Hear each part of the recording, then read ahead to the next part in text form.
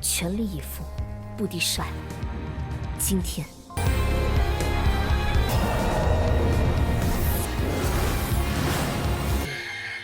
我一定要。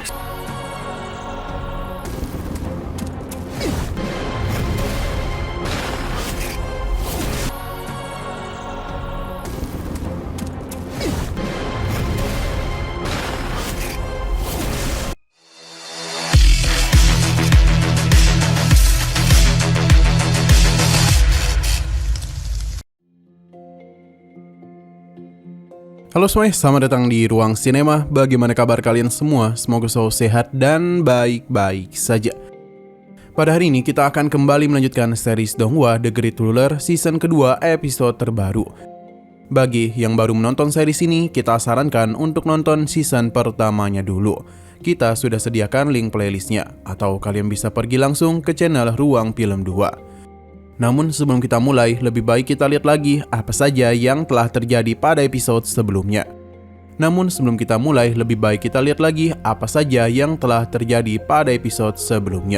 Minggu kemarin, Muchen telah melakukan pertarungan sengit dengan Gu Tianya. Dalam pertarungan itu, terlihat kalau Muchen mengubah gaya bertarungnya. Biasanya dia langsung one by one dengan musuhnya, tapi sekarang ia berusaha untuk menjaga jarak. Semua ini merupakan rencana dari Chen Sanzhen dan Li Xuantong. Namun Muchen sadar betul kalau ini bukanlah gaya bertarungnya. Jadi dia kembali ke sedia awal dan langsung melakukan pertarungan sengit dengan Gu Tianya. Bahkan Muchen itu langsung menggunakan mode dewa petirnya untuk bisa mengimbangi Gu Tianya.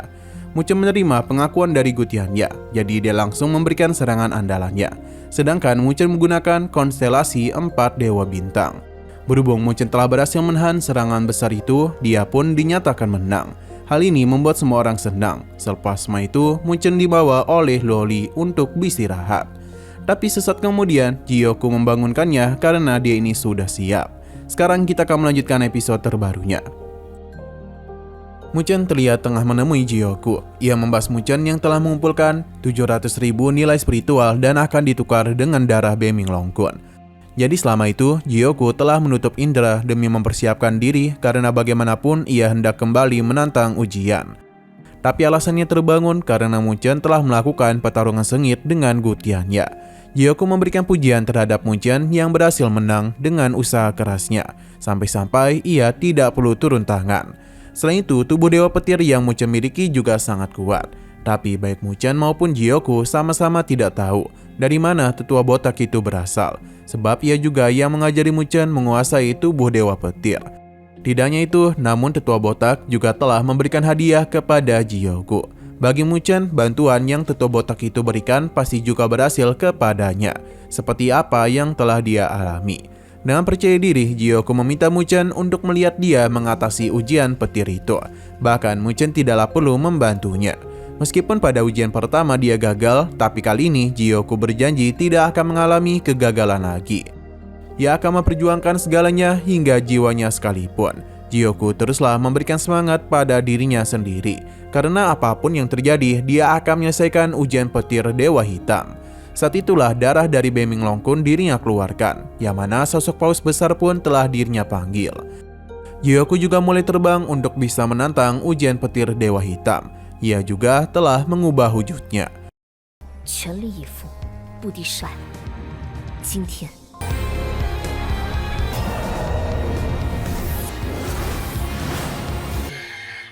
我一定要胜。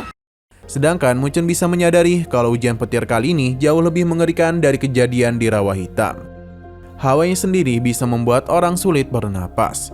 Kembali kepada Jiyoku, dengan sangat berani dia langsung mendatangi petir merah itu yang mana di dalamnya terdapat sosok naga petir. Pertarungan langsung saja terjadi di antara mereka. Terlihat kalau Jiyoku tidak langsung melakukan penyerangan kepadanya, melainkan terus menghindari seluruh serangannya. Jikapun ingin melawan, itu semua dia lakukan demi pertahanan saja. Muchen dapat menyadari semua itu, karena bagaimanapun Jiyoku tengah menahan dirinya. Hingga ia pun mendapatkan kesempatan untuk melakukan serangan penuh. Melihat apa yang terjadi membuat Muchen yakin kalau Jiyoku hampir berhasil. Sayang sekali ujian ini berbeda dengan yang sebelumnya. Naga petir juga jauh lebih kuat, bahkan bisa memberikan serangan kepada Jiyoku. Muchen yang melihat hal itu mencoba untuk memberikan bantuan. Meskipun awalnya dia kesulitan, tapi Muchen berhasil menghancurkan rantai yang hendak mengikat Jiyoku. Namun naga petir langsung menyerangnya dan membuat Muchen terpental. Sedangkan kondisi Jiyoku tidak baik-baik saja. Untungnya ada bulu pemberian dari tetua botak yang langsung memberikan bantuan kepadanya. Berkat itu jugalah Jiyoku memiliki kekuatan untuk bisa melakukan penyerangan kepada ujian petir hitam.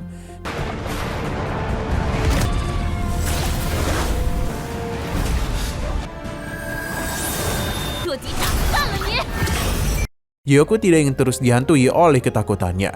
Karena itulah kali ini dia akan menyelesaikan semuanya.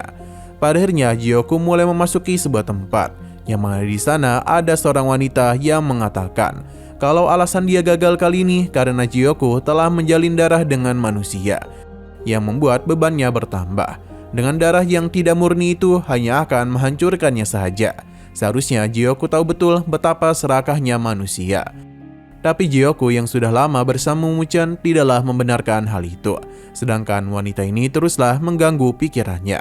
Dia yakin jalinan darah antara dia dengan Muchen tidak akan bisa membantunya melewati ujian tersebut. Lebih baik dia itu segera diputuskan. Dan begitulah Jiyoku bisa melewati ujian ini. Sejauh itu Jiyoku tidak terpengaruh karena bagaimanapun Muchen merupakan temannya. Namun gadis ini teruslah menghantuinya karena bagi Muchen Lolilah yang terpenting. Sedangkan Jiyoku merupakan hal yang bisa kapanpun dia buang. Sekarang saja Muchen tidak bisa melakukan apa-apa. Sekali lagi dia menyarankan untuk memutuskan hubungan tersebut. Karena dan begitulah ia tidak akan gagal lagi dalam ujian. Sebab takdir hanya bisa dikendalikan olehnya saja. Untuk Muchen sendiri menyadari kalau jalinan darah mereka tengah melemah.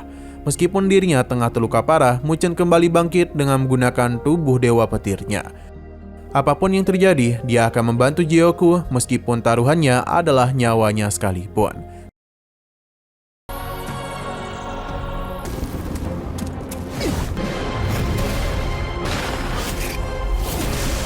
Sedangkan Jiyoku sendiri masihlah terus menahan godaan dari gadis ini. Sampai-sampai dia merasakan sakit yang luar biasa di kepalanya. Bagi suku Jiao, berteman dengan manusia merupakan hal yang tabu, bahkan jika sampai menjalin ikatan darah. Jika hal itu sampai diketahui oleh ayahnya, maka Muchen pasti akan dalam masalah besar. Wanita itu memintanya untuk percaya kalau Muchen tak akan bisa berbuat apa-apa dan tidak akan mungkin datang kemari untuk membantunya. Berhubung hatinya sudah lemah, gadis ini pun memasuki kesadarannya untuk melepaskan ikatan tersebut. Tapi sebelum semua itu terjadi, Muchen datang di waktu yang tepat untuk bisa menyadarkannya. Karena bagaimanapun ia akan datang meskipun telah terluka sangat parah. Sepertinya wanita tadi merupakan ketakutan terbesar dari hati Jiyoku. Muchen mencoba menyadarkannya, sedangkan iblis di hatinya itu terus menganggap Muchen merupakan sebuah kesalahan. Tapi ia tidaklah bisa melepaskan dirinya karena Muchen memegang erat tangannya. Terlebih lagi baginya, Jiyoku merupakan sosok yang bisa dia pahami. Di saat ia merasa takut maupun gelisah, maka ia akan selalu berada di sisinya untuk selalu menemaninya. Perlahan namun pasti, Jiyoku berhasil melawan hati iblisnya. Ini dibuktikan dengan hancurnya ruangan tersebut dengan kekuatan yang ia miliki. Padahal semua ini sudahlah selesai. Dengan kata lain, ujiannya kemungkinan sudah selesai.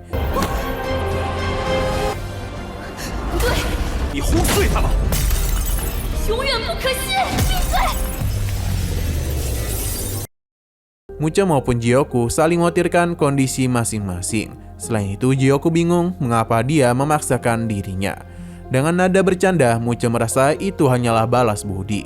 Jiyoku sendiri merasa kalau akhirnya Muchen menjadi berguna untuknya, karena sudah beberapa kali ia menyelamatkan nyawanya.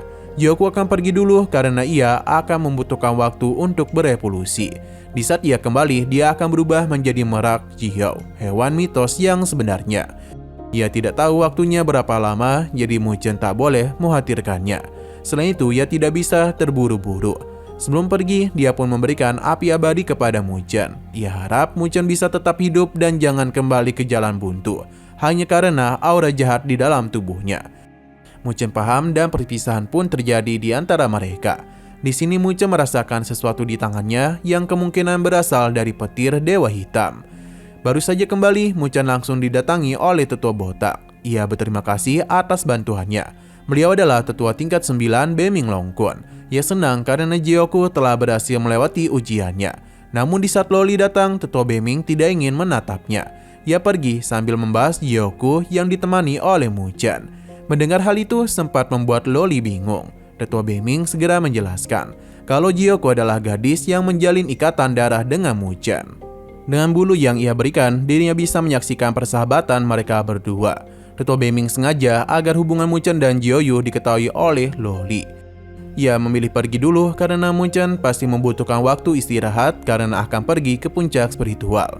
Atas apa yang terjadi maka tentu membuat Loli cemburu. Terdapat banyak pertanyaan di dalam pikirannya, sampai-sampai dia akan mengeluarkan pedangnya untuk bisa memperjelas apa yang terjadi. Muchen menenangkannya karena itu hanyalah hewan mitos dalam tubuhnya. Pada pagi harinya, semua sudah Muchen katakan yang membuat Loli paham. Saat ini, Jiyoku tengah tertidur. Setelah mendengar penjelasannya, membuat Loli paham.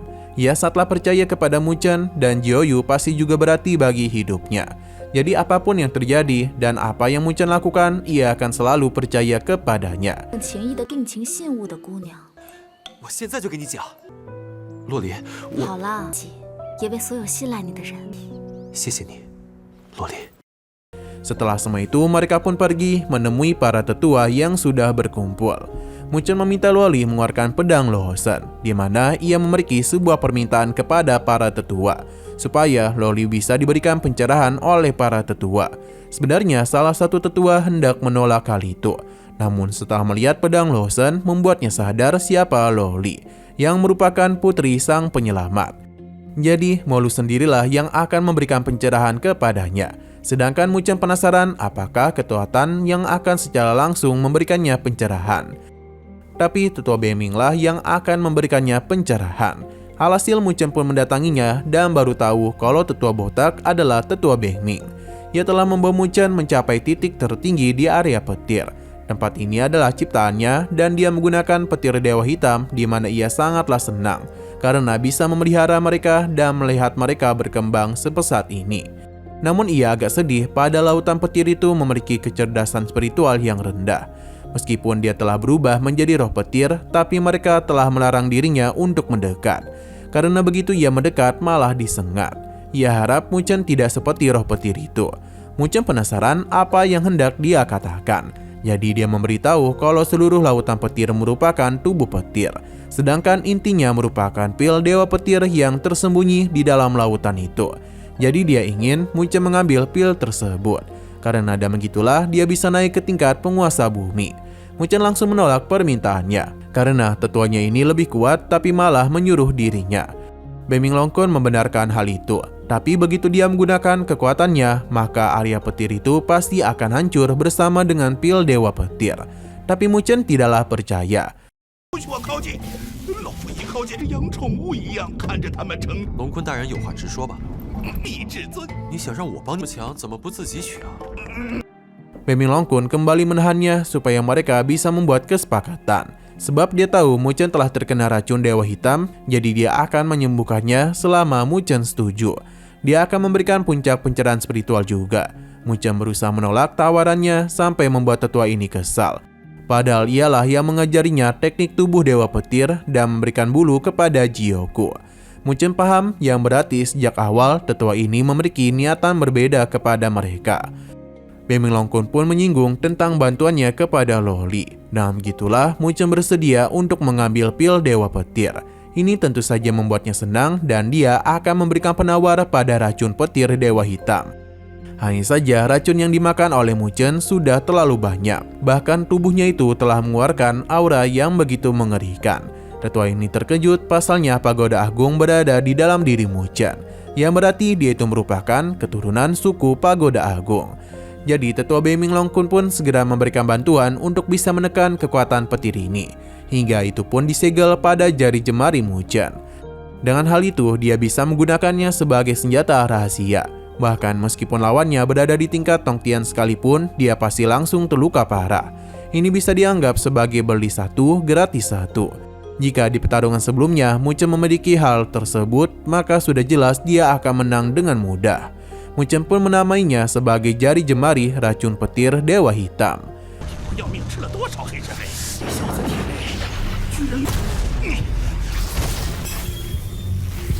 就叫他黑神雷毒指了。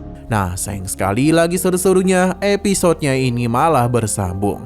Namun sebelum kita akhiri, seperti biasa kita akan melihat preview bagian selanjutnya. Kita diberitahu kalau Akademi Tianding akan segera tiba. Para murid yang berada di daftar langit diminta untuk bertarung sekuat tenaga. Tapi ada hal yang tak biasa dilihat oleh semua orang, karena terdapat sosok yang begitu besar. Sedang berada di hadapan Mu Chen. Ia bahkan dipaksa untuk menggunakan tubuh dewa petirnya. Kemungkinan Mu Chen tengah dalam kesulitan di saat hendak mengambil pil dewa petir. Ia juga takut nantinya malah diserap oleh lautan petir. Waktunya tidak banyak, jadi Mu Chen akan berjuang semaksimal mungkin. Sedangkan di sisi luar terlihat kalau pertarungan sengit tengah terjadi. 最难找不到的神弹，在残杀同门而被出名。 Oke, sekian dulu pada video kali ini. Untuk video selanjutnya akan segera hadir. Jadi bagi kalian yang ingin mengikuti series ini, langsung saja klik subscribe dan aktifkan loncengnya. Terima kasih yang sudah menonton video sampai habis. Jika kalian suka pada video ini, klik like dan share ke teman-teman kalian tentang channel ini. Dan ditunggu aja kelanjutannya. Oke, sampai jumpa di video selanjutnya.